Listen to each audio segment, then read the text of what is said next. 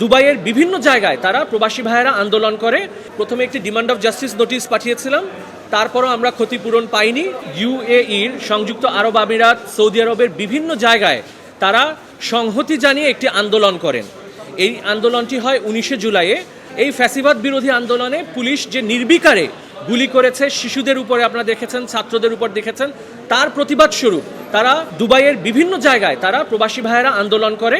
এবং পরবর্তীতে আপনারা জানেন যে এটি বিশ্বের বিভিন্ন আন্তর্জাতিক গণমাধ্যমে এটি রিপোর্টেড হয় যে এই আন্দোলনের ফলশ্রুতিতে দুবাই সরকার, বিশেষ করে সংযুক্ত আরব আমিরাত সরকার, 57 জনকে তাৎক্ষণিক গ্রেফতার করা হয় এবং 57 জনকে বিভিন্ন মেয়াদে কারাদণ্ড দেওয়া হয়। যাবজ্জীবন থেকে শুরু করে 10 বছর, 11 বছর কারাদণ্ড দেওয়া হয়। পরবর্তীতে তৎকালীন আমাদের যে অন্তর্বর্তীকালীন সরকার প্রধান ডক্টর মোহাম্মদ ইউনুস, তিনি সংযুক্ত আরব আমিরাতের রাষ্ট্রপ্রধানের সাথে সাক্ষাৎ করেন এবং তাকে অনুরোধ করেন এই 57 জন বাংলাদেশি সহ যারা আন্দোলন করেছিল প্রবাসে তাদেরকে মার্সি করে দেওয়ার জন্য, মার্জনা করে দেওয়ার জন্য।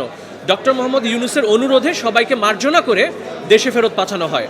এবং দেশে ফেরত পাঠানোর পরে এবং দেশে ফেরত যখন পাঠানো হয়, তাদের যে ব্যাংক অ্যাকাউন্টে গচ্ছিত অর্থ, তাদের ব্যবসা, সব কিছু জব্দ করা হয় সরকার কর্তৃক।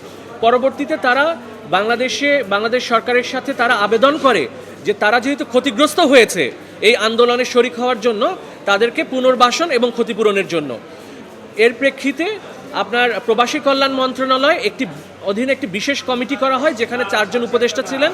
এই উপদেষ্টা কমিটির কাজ ছিল একটি ক্ষতিপূরণ তাদেরকে কেন দেওয়া হবে না এই মর্মে একটি রিপোর্ট প্রদান করা, কিন্তু অদ্যাবধি কোনো ব্যবস্থা গ্রহণ করা হয়নি। এর ফলশ্রুতিতে আমরা রিট পিটিশন দায়ের করি।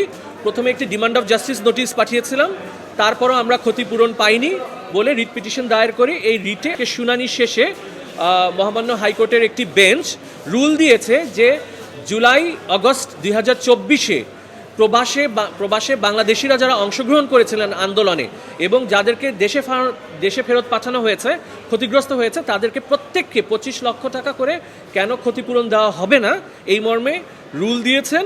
সরকারের কাছে জানতে চেয়েছেন। 260 জন প্রবাসী বাংলাদেশি প্রবাসী কল্যাণ মন্ত্রণালয়ের সচিব বরাবর আমরা যে আবেদন করেছি ক্ষতিপূরণের জন্য, এই আবেদনটি আগামী 30 দিনের মধ্যে নিষ্পত্তির জন্য আদেশ প্রদান করেছেন।